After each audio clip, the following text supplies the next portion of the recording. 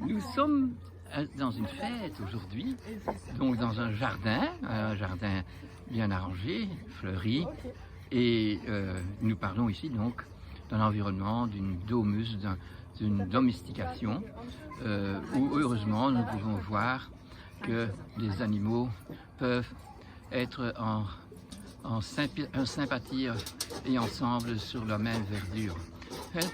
Et la belle Inès qui, elle, s'amuse. Voilà. Elle est née le 12 janvier de cette année et voilà qu'elle tient presque pile. Voilà comme un enfant peut évoluer, quand même si bien et si vite. Oh là, de quoi allons-nous parler aujourd'hui? Voilà, où l'animal et l'enfant et les grands peuvent vivre ensemble, en paix et en sécurité. Ça nous fait plaisir. Nous sommes aussi ici dans un beau jardin avec la possibilité de voir des grenouilles et des salamandres. Voilà. Donc, de quoi allons-nous discuter aujourd'hui dans notre blabla?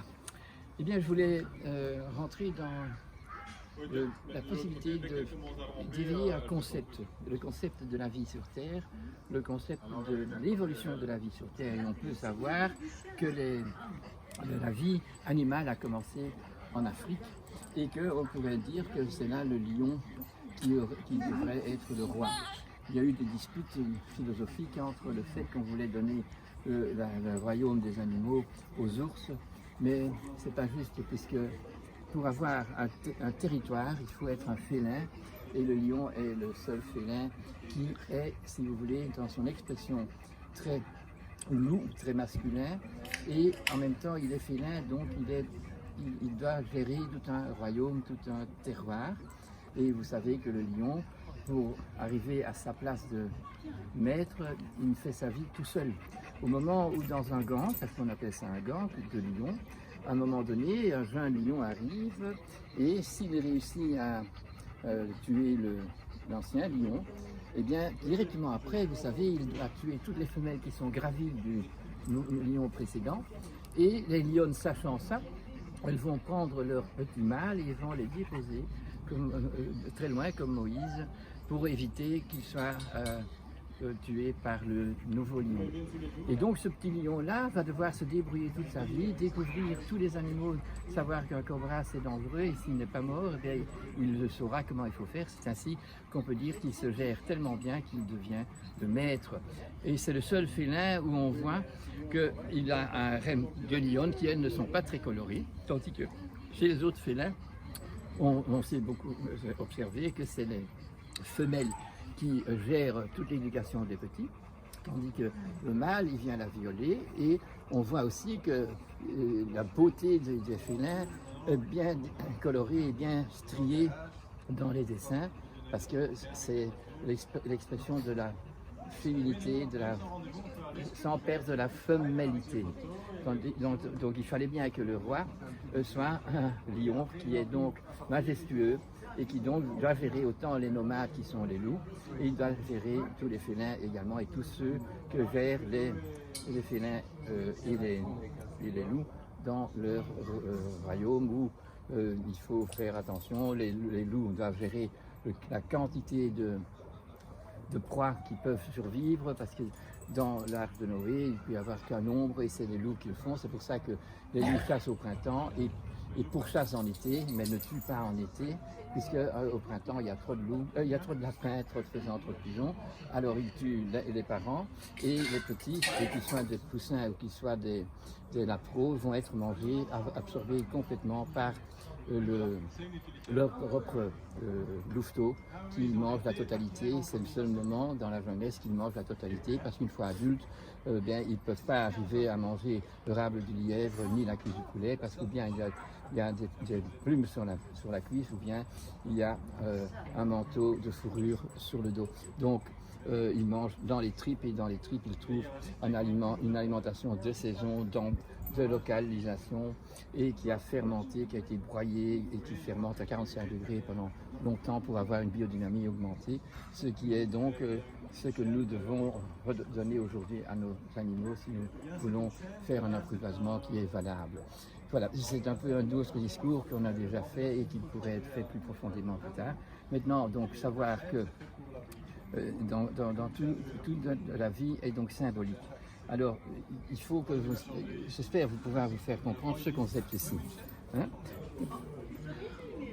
Nous avons un monde, la création, et nous avons la planète, notre planète Terre, notre Gaïa, qui a donc une couverture, c'est-à-dire une membrane qui s'appelle la couche d'ozone, qui le sépare d'une autre partie de notre cosmos, de notre univers, qui est vraiment le vide, puisque ça, c'est pas le plein d'air, c'est le vide d'air, et où tous les atomes qui existent ne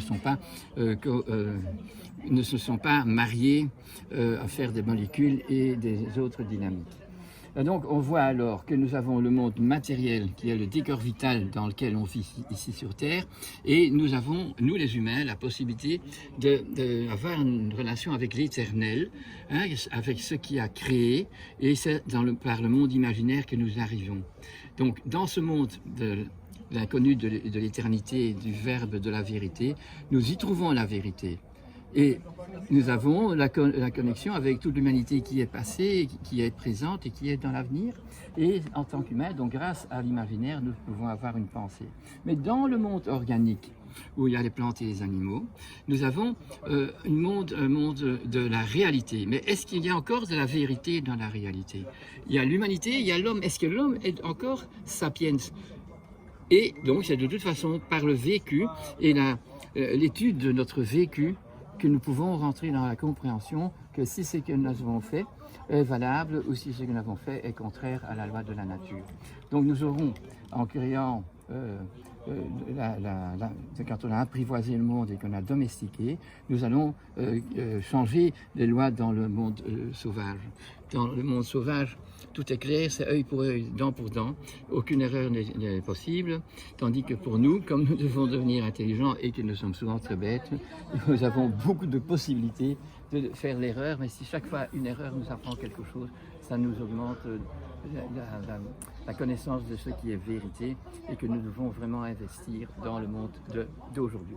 Et aujourd'hui, nous savons que nous sommes dans une catastrophe planétaire parce que toute l'écologie est foutue, mais on doit savoir qu'elle est foutue parce que depuis longtemps, nous ne répondons plus aux lois et nous avons avancé en technologie et avec des inventions qui sont tout à fait opposées aux symboles, donc qui sont vraiment atomiques, qui sont diaboliques et qui ne recyclent pas.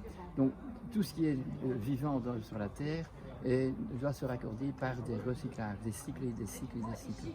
Et depuis que nous avons fait la bombe atomique et nous envoyons l'atome et tout ce que nous pouvons faire grâce à cette force diaboliquement forte, mais nous dévions, nous n'avons plus de recyclage. Ça explose dans tous les sens et des rayons qui partent chacun de leur côté et qui ne régénèrent pas la Terre. Et de cette façon, nous avons perdu toutes les connexions avec la réalité de la Terre, nous ne la connaissons plus. Et ceux qui sont nés après la Deuxième Guerre mondiale n'ont même plus vu comment on faisait la mayonnaise très souvent. Et voilà, c'est important que nous y réfléchissions pour rentrer dans ce désir de connaître ce monde, de le reconnaître et d'avoir la possibilité de discerner les vérités qui sont ici et de bien mettre sur le point sur le i sur ceux qui ne sont pas des vérités, qui sont toxiques et néfastes et que nous devons essayer de pouvoir arrêter et rentrer de nouveau dans un amour universel et pas dans une société où il n'y a plus. On n'est plus dans une culture, mais nous sommes dans une planétarisation qui semble brillante, puisque tout ce que nous employons est brillant. Il suffit de pousser sur un bouton et voilà, les portes s'ouvrent.